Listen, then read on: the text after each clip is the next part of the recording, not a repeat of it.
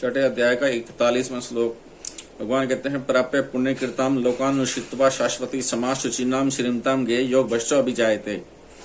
वह योग भ्रष्ट पुण्य कर्म करने वाले लोगों को प्राप्त होकर और वहां बहुत वर्षों तक रहकर फिर यहाँ शुद्ध ममता रहित श्रीमानों के घर में जन्म लेता है। प्राप्य पुण्य कृताम लोकान, जो लोग शास्त्रीय विधि विधान से यज्ञ आदि कर्मों को सांगोपांग करते हैं, उन लोगों का स्वर्ग आदि लोकों पर अधिकार है। इसलिए उन लोगों को यहाँ पुण्य कर्म करने वालों के लोग कहा गया है। तात्पर्य है कि उन लोकों में पुण्य कर्म करने वाले ही जाते हैं, पाप कर्म करने वाले नहीं। परंतु जिन साधकों को पुण्य कर्मों के फलस्वरूप सुख भोगने की इच्छा नहीं है, उनको वे स्वर्ग आदि लोक विघन रूप से और मुफ्त में मिलते हैं।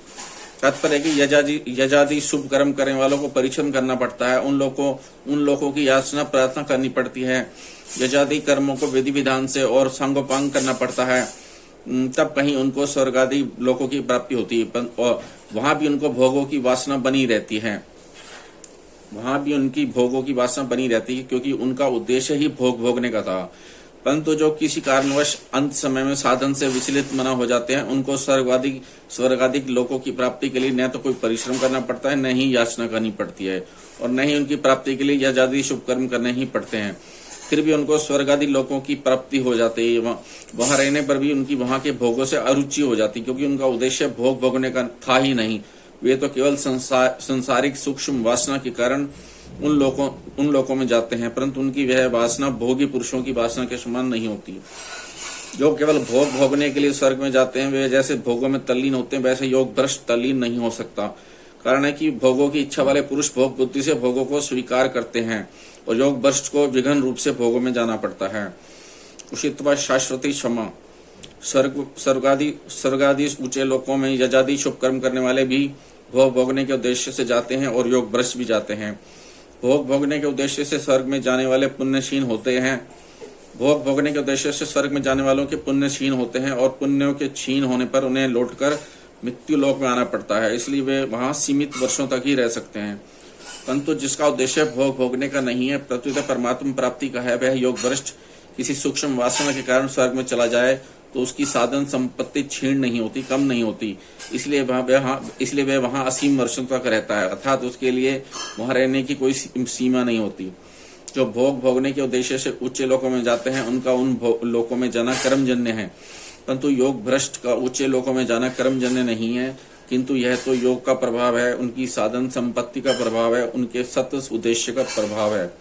स्वर्ग आदि सुख भोगने के उद्देश्य से जो उन लोकों में जाते हैं, उनको वहां तो न तो रहने की स्वतंत्रता है और न वहां से आने की स्वतंत्रता है। उन्होंने भोगने के उद्देश्य से ही यजादि कर्म किए हैं। इसलिए उन शुभ कर्मों का फल जब तक समाप्त नहीं होता, तब तक वे वहां से नीचे नहीं आ सकते, और शुभ कर्मों का फल समाप्त होने पर वे वहां रह नहीं सकते।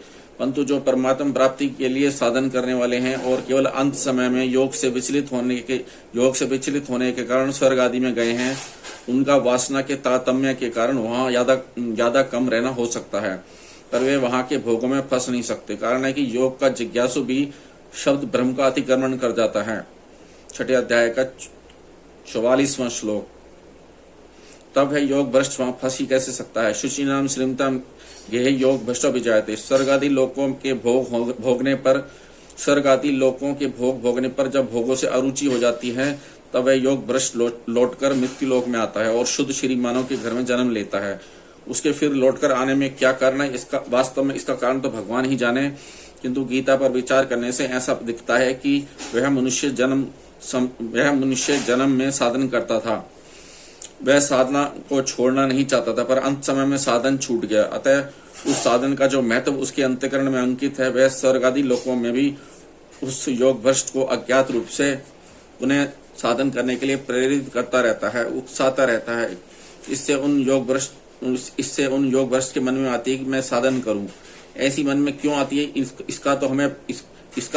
इसका उसको पता नहीं लगता। जब श्रीमानों के घर में भोगों के परवश होकर भी पूर्व जन्म का अभ्यास उनको जबरदस्ती खींच लेता है, तब वह साधन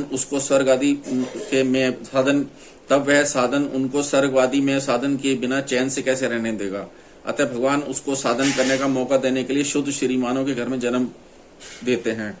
जिनका धन शुद्ध कमाई का है, जो कभी पराया हक नहीं लेते, जिनके आचरण तथा भाव शुद्ध हैं, जिनके अंतःकरण में भोगों का और पदार्थों का महत्व उनकी ममता नहीं है, जो संपूर्ण पदार्थ घर परिवार आदि को साधन सामग्री समझते हैं, जो भोग बुद्धि से किसी पर भी अपना व्यक्तिगत आधिपत्य नहीं जमाते, वे शुद्ध श्रीमान कहे जाते हैं।